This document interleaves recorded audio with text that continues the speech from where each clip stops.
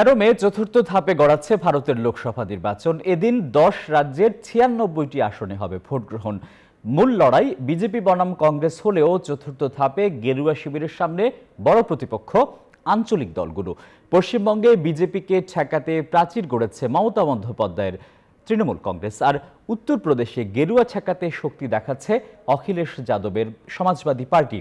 এই দফায় ভাগ্য নির্ধারণ হবে অধীর চৌধুরী, ভারতীয় অভিনেতা শত্রুঘ্ন সিনহা, শতাব্দী রায়ের মতো তারকা প্রার্থীদের।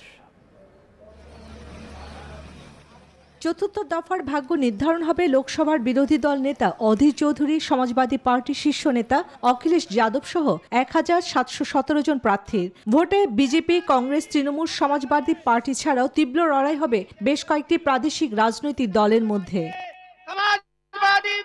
এ দফায় অন্ধ্রপ্রদেশে 25, তেলেঙ্গানা 17, উত্তরপ্রদেশে 13, মহারাষ্ট্রের 11 এবং পশ্চিমবঙ্গে 8 আসনেও অস্তিত্ব রক্ষার চ্যালেঞ্জ মনে করছে বিজেপি, কংগ্রেস, তৃণমূল বা ইন্ডিয়া জোট। পশ্চিমবঙ্গের 8 আসনের মধ্যে তৃণমূলের 6টি, বাকি 1টি করে কংগ্রেস ও বিজেপির। এ দফায় ভোটে তারকা প্রার্থী রয়েছেন শত্রুঘ্ন সিনহা ও শতাব্দী রায়। এবার দক্ষিণে বিজেপিকে ভালো ফল করতেই হবে, আর ধরে রাখতে হবে মহারাষ্ট্রের 11 আসনও। বিশ্লেষকরা মনে করছেন অন্ধ্রপ্রদেশের টিডিপি বা তেলেঙ্গানা দেশম পার্টির সাথে জোট করে নির্বাচন করছে বিজেপি।